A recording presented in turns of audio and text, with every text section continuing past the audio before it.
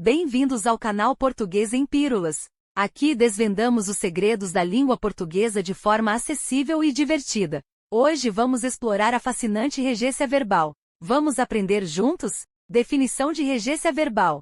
A regência verbal é uma área da gramática que estuda a relação entre os verbos e seus complementos na frase. Por exemplo, o verbo gostar exige um complemento introduzido pela preposição de, como em eu gosto de chocolate.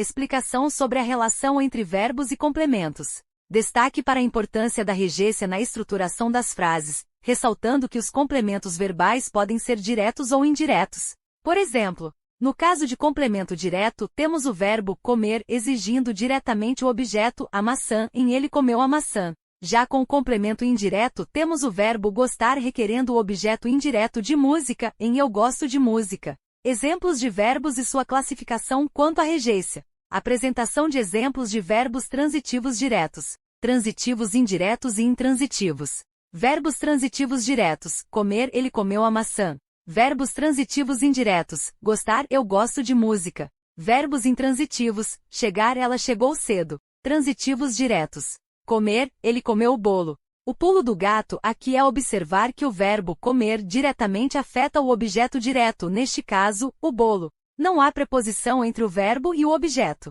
Ler, ela leu o livro. Da mesma forma, o verbo ler age diretamente sobre o livro sem necessidade de preposição. Transitivos indiretos. Gostar, eu gosto de chocolate. O pulo do gato é perceber que o verbo gostar exige a preposição de antes do objeto indireto, que é chocolate. Precisar, ele precisa de ajuda. Novamente é importante notar que o verbo precisar requer a preposição de antes do objeto indireto, ajuda. Ajudar, nós ajudamos os necessitados. Neste caso, os necessitados é o objeto direto do verbo ajudar sem preposição entre eles.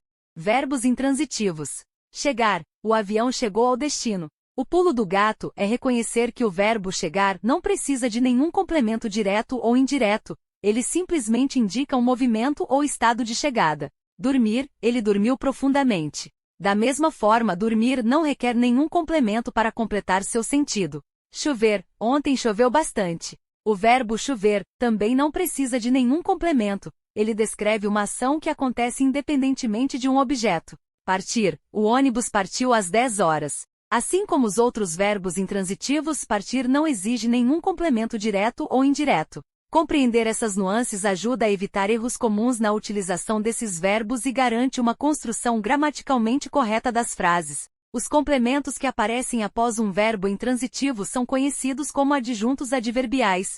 Eles são elementos que complementam o sentido do verbo, mas não são objetos diretos ou indiretos. Em vez disso, eles modificam o verbo, indicando circunstâncias como tempo, lugar, modo, causa, entre outros. Por exemplo, no caso da frase, o ônibus partiu às 10 horas. Às 10 horas é um adjunto adverbial de tempo, que indica quando a ação ocorreu. Esse complemento não é necessário para que o verbo partir tenha sentido, mas acrescenta informações sobre as circunstâncias da ação. Espero que tenham gostado da nossa exploração sobre regência verbal.